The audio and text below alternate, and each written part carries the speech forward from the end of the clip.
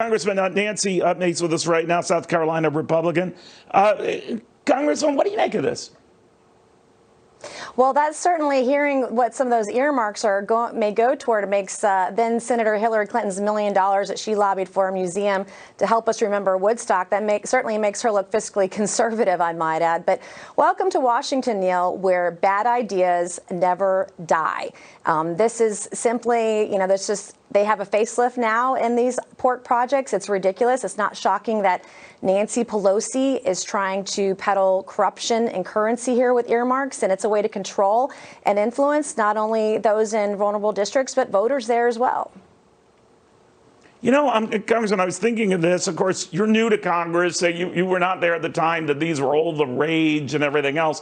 But they were the means by which still more spending was done. In other words, you would try to, I'm putting it in crass terms, you'd buy off a congressman or woman to get them to support, your legislation by, providing money for a bridge or a school, or in one case, this Gandhi Museum. I really do want to look into that. But that was the problem, that the numbers are still small when it comes to earmarks in total, but it's what they open up to more spending that's the worry.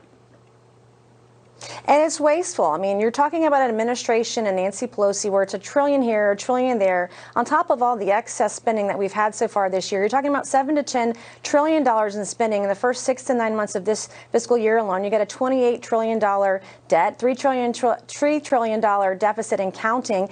And to pay for all this, we're going to have the highest tax hike in American history. This is not what the taxpayers asked for. This is untenable in the middle of a pandemic. And when I look at what happened in November, this was not a referendum on excess spending or socialism or socialist projects. You have a House that Nancy Pelosi has the narrowest margin she's had in a generation. You have a U.S. Senate that's evenly divided, 50-50. We actually should be reining in spending and working together, and instead, this is what we've got. This back and forth on spending, we understand Mitch McConnell has said that Republicans are always ready with an infrastructure package of around $600 billion versus it's a moving target, the $2.5 trillion now that the president's proposing. Where are you on infrastructure? Well, also, I think they had to rename that package from an infrastructure deal to a jobs plan potentially because of all the pork in it. Half of that bill potentially is on Green New Deal type of wasteful spending. I'm for a much smaller package. The Senate Republicans have worked together to put one worth about a quarter of what the original proposal was from the Biden administration.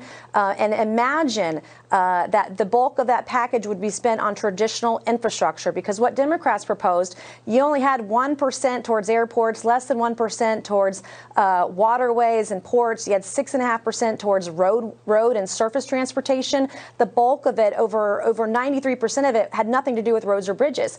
And so we've got to look at a much smaller package that actually has to do with real infrastructure needs. And I just sat in traffic after I dropped my kids off to school a couple of days ago for an hour and a half.